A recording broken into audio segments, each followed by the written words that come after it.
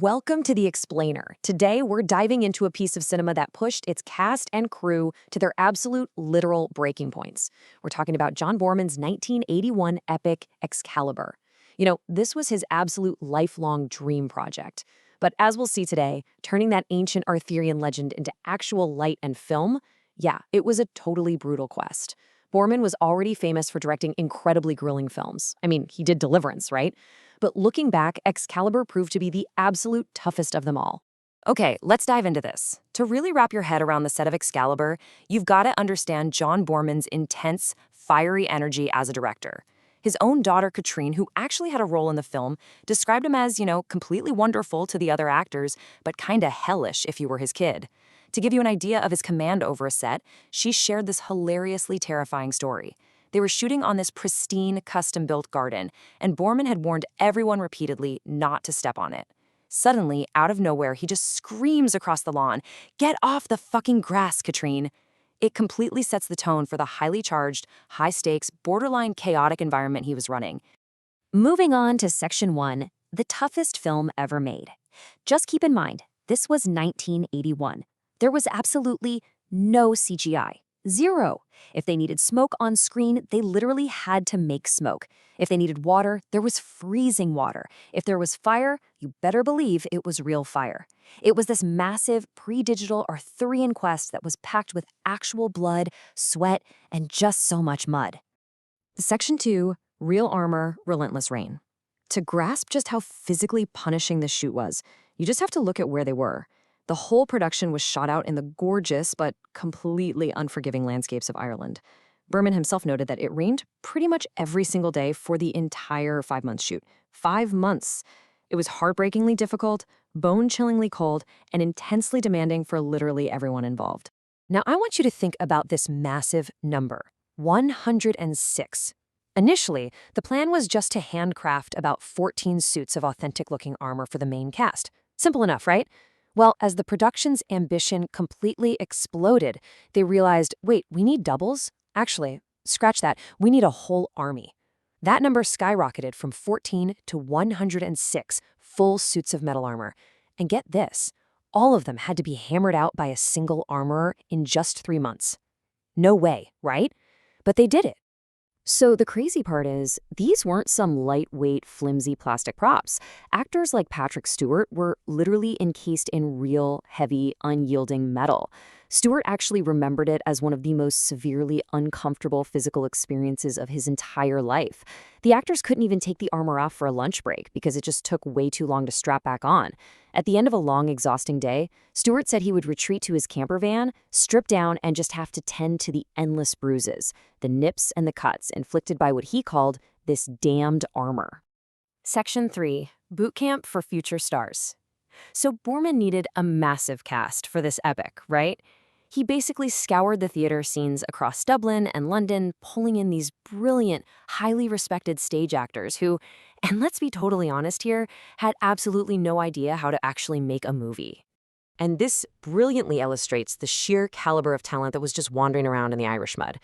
We are talking about the feature film debuts, or at least super early roles for absolute legends like Liam Neeson, Gabriel Byrne, Helen Mirren, and Patrick Stewart. And Helen Mirren, her commute to make this work was insane. She was still performing in a stage play over in London, so picture this. On Saturday nights, she finishes 2 shows, gets picked up at the stage door, races to an airfield at midnight, flies a tiny, cramped 2-seater plane across the sea to Dublin, manages maybe 5 hours of sleep if she's lucky, and is standing on the freezing Excalibur set by 7 a.m. Just incredible dedication. Now, the sheer chaos of shooting out in the deep countryside, mixed with all these inexperienced film actors, led to some genuinely unbelievable moments. Liam Neeson tells this hilarious story about just sitting there on his magnificent white horse between takes, fully decked out in his armor. Suddenly, this extra walks right up to him and asks to buy the horse. When Neeson tries to politely explain, hey man, it's a movie prop, it's not mine to sell, the guy absolutely refuses to take no for an answer. He reaches into his rags, pulls out a massive roll of cash, Neeson said it was enough to choke a donkey, and demands to barter for the horse right then and there. For these veteran theater actors, the fragmented, totally stop-and-start nature of making a movie was a massive culture shock. Gabriel Byrne remembered shooting a scene opposite his co-star Nico Williamson, who was up on a horse. Okay, fine. But then he had to come back 2 entire days later to shoot his close-up talking directly to a ladder. And it gets even weirder. For this passionate, heavy-breathing love scene in front of a fire, his scene partner was actually sent home for the close-ups.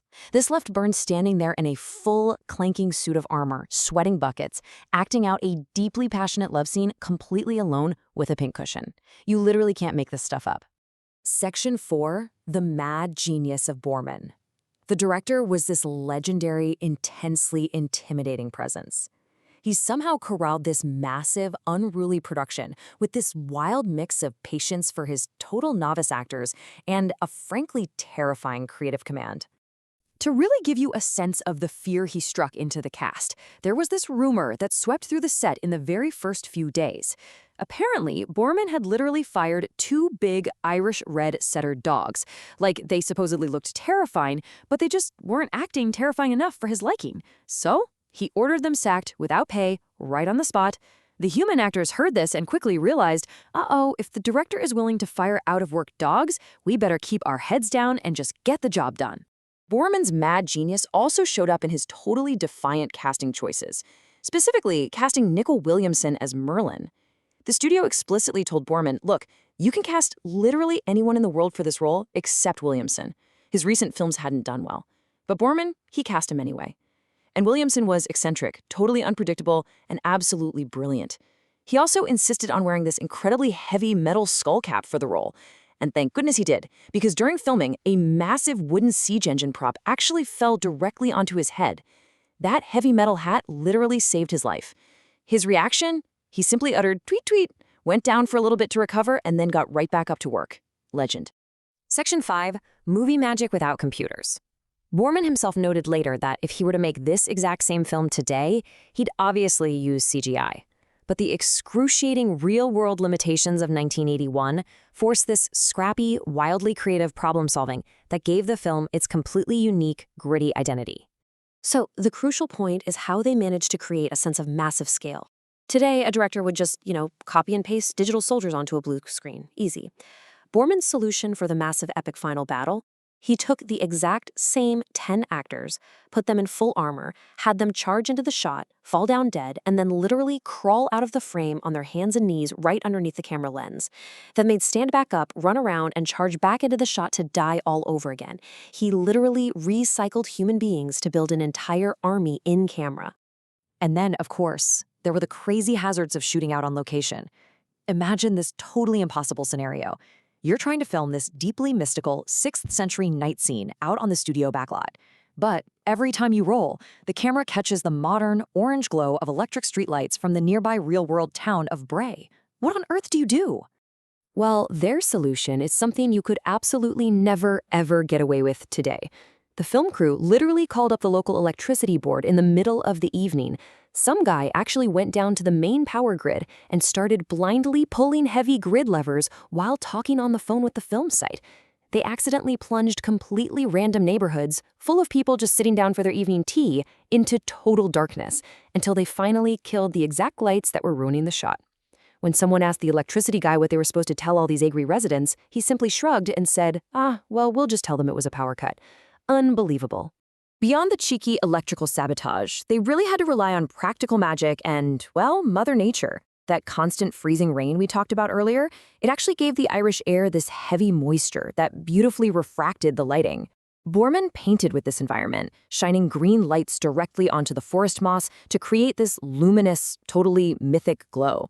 And for the grand wedding scene, they were struggling all day with these dull, flat, gray clouds. But then the sky miraculously broke open at the exact moment they rolled the camera, beaming a shaft of perfect, natural sunlight right onto the actors. You can't plan that. Finally, Section 6, An Enduring Cinematic Legacy. Over 40 years later, Excalibur really stands as a massive testament to the sheer, stubborn willpower of its cast and crew. The roughness of it, the real fire, the literal, exhausting weight of that armor, it all translates directly onto the screen because, well, the struggle was 100% real. Actress Sherry Lungi, who played Guinevere, beautifully summed up the whole vibe of the movie. She said that when you watch it today, precisely because it lacks that glossy modern digital perfection, the film feels like an illuminated text crafted by ancient monks. It's like a hand-painted storybook. And Boorman elevated this incredibly scrappy, difficult, muddy shoot straight into the realm of high art by making the absolute genius decision to score the film with Richard Wagner's sweeping, dramatic music. It turned it into pure imaginative cinema. Which leaves us with this final thought to chew on. Excalibur was fundamentally forged through its limitations. Every single piece of clanking armor, every puff of practical smoke, every exhausted, recycled extra crawling through the mud was a hard-fought, practical victory. So we have to ask, have the limitless, completely easy possibilities of modern CGI robbed us of that hand-painted charm? Have we lost the sheer, desperate creative problem-solving that made early epics like this one so completely immortal? Let that sit with you for a bit.